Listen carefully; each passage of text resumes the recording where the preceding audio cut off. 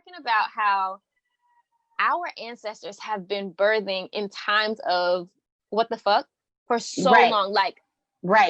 In the middle of everything, in the middle of all these things. It is so long. It is the root. That's not to say like you got this trauma and you push through this. That's not to say that. But it is to say this has been the space that we've existed in. Don't you lie to yourself and pretend like we live somewhere else where we don't. Okay? Our ancestors were here in this same country, and they were in these same racist, oppressive environments. Now, have people had some revolutionary radical births and some very positive and outbreak experiences? Yes. But when these things show themselves, don't pretend like this is new. And so people are kind of like, oh my God, how am I supposed to, like, COVID has just stolen my pregnancy? It's not. There were things that tried to steal your ancestors' pregnancy, but guess what? They didn't. That's why your ass is here. So you better get it together, okay? And stabilize yourself, ground yourself, and realize this is the work that our people have been doing. That does not mean that you are, predisposed or destined to trauma and destined to hardship. It just is the reality of the space that we exist in. And we got to look into, this is why experiences like Christiana's are so important. They need to be amplified. We got to be amplifying and sharing those experiences to know Black folks will and have been positively and joyously birthing in these crazy situations for all of time.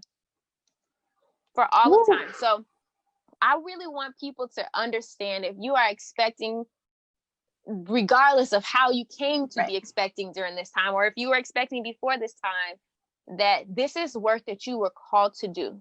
This is not going to be the moment in 2020.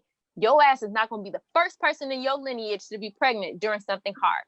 Right. You were called in this time to have a joyous pregnancy, to have a joyous and how can we guide people to say, or to at least explore that tarot is a divination tool, but what you really have to tap in is you, and fine tune with that meditation, like messaging. How does messaging come for you, and how do you use it as a tool as well in your ritual work? Yeah, that's a great question. Well, it comes back to, tapping into coming to center first, learning to distinguish your own voice from others, and learning to create space to see the influences that are coming in from the outside and the influences that are coming from the inside. And then messaging is always there. It's just about, having different modalities of having those messages reach you. The biggest thing that I see in people is that they don't trust the messaging that they receive. They feel like it should be coming in a different way. It should be more complicated than it is, or they think that they just can't see it, Michelle, you're always bringing it back to the practical. I mean, because what else is it worth? That's something I spent a good amount of time in, the new agey world. Yeah. And while that's a lot, that's a lot of feel good. Here, and I don't even want to and launched my private practice called Fly Radical Therapy. And yes, come on, your practice. Congratulations. Thank you.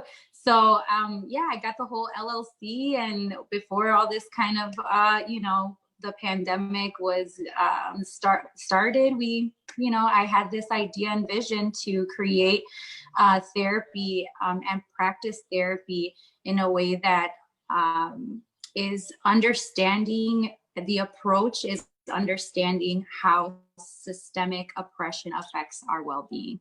And so I came up with the title Fly. Fly stands for First Love Yourself. Oh my God, I didn't even know that. Thank you. Yeah. So first love yourself. And radical therapy is actually a type of therapy practice, and the intention of radical therapy is to intentionally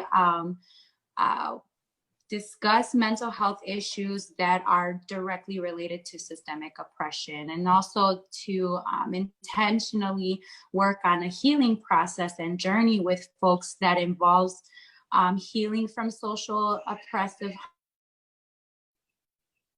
encouraging folks to be up of social justice efforts or initiatives to that uplift their community to kind of work on creating this dismantling of generational unhealthy cycles. Yes. Especially with communities of color where generational cycles are so important, because a lot of those generational cycles become tradition and culture. And some of that culture, as we recognize as cultural, we also have to understand that sometimes it can be toxic. And sometimes that upbringing, while it's familiar to us, we don't recognize the effects of it, whether it be damaging or beneficial, until much later. And so it's always good to remind ourselves and be able to have the tools to decipher what is cultural and what is cyclical.